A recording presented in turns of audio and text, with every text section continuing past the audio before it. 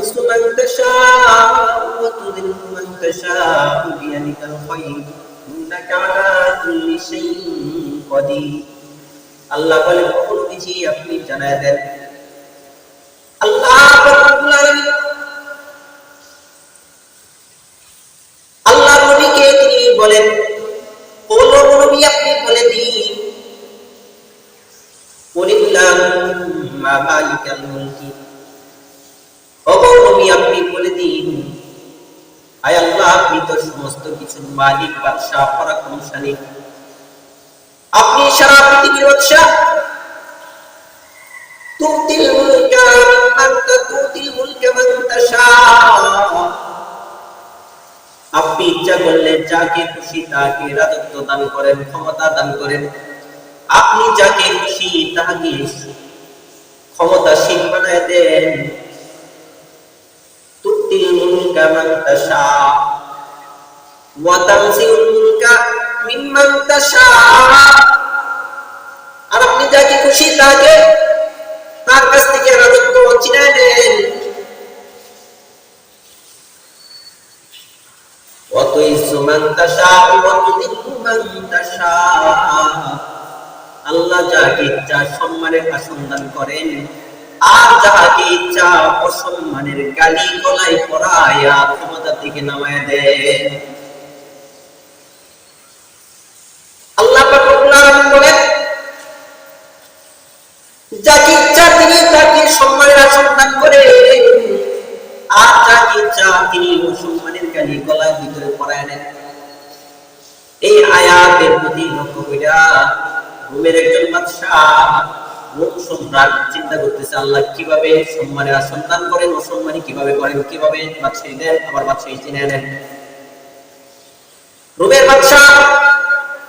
এই আয়াতের দিকে চিন্তা করে দেখে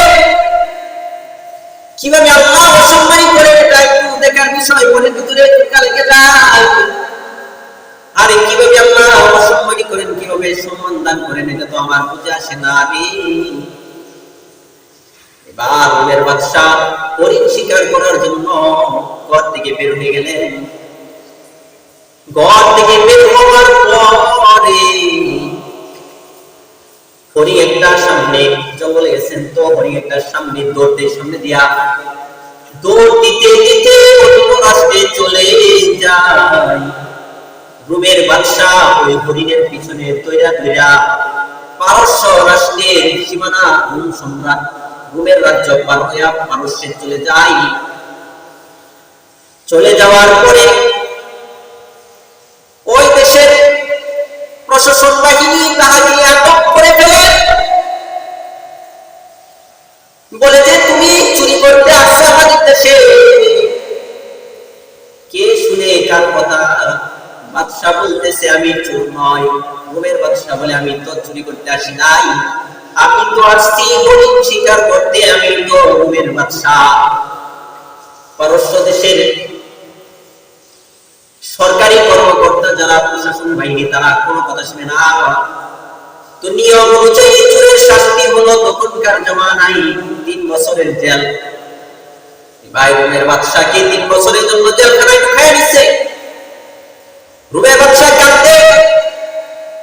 রোমের বাদশাহী শেষ 3 বছরের জন্য তাকে জেলখানায় ঢুকায় দেওয়া হয়েছে রোমের পরিবর্তন রোম সম্রাটের দায়িত্ব শেষ রোমের নতুন সরকার গঠন করা হয়েছে সুন্দরভাবে চলতেছে রোমের বাদশা চিন্তা করে আল্লাহ কিভাবে সম্মানের আসন দান করে অসম্মানের গালি পড়ায় নাই রোমের বাদশারা বুঝতে বাকি নাই তিনি বলতেছে আমি আজ থেকে 3 বছর আগে কোরআনের এই আয়াতকে লক্ষ্য করে ইল্লাহুম্মা মালিকাল মুলকি তুতিল মুলকা আল্লাহ যাকে ইচ্ছা তুতিল মুলকা মান তাশা ওয়া তানজিউল মুলকা মিম্মান তাশা আল্লাহ যাকে ইচ্ছা সম্মানের আসন দান করেন আর যাকে ইচ্ছা অসম্মানী করেন তারা বুঝতে বাকি নাই আল্লাহ কাউকে ক্ষমতায় বসান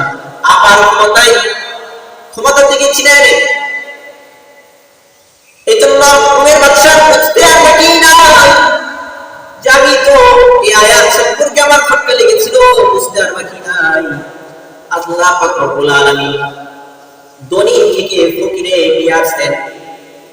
নদী পার ভাগে অকুল করে,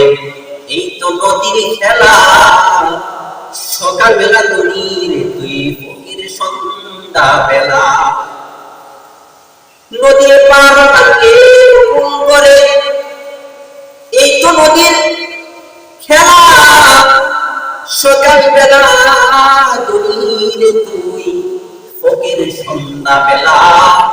সকালবেলা তনির তুই ফকির সন্ধ্যা বেলা। কে বুঝে তার লীলা খেলা, কে বুঝে তার লীলা খেলা।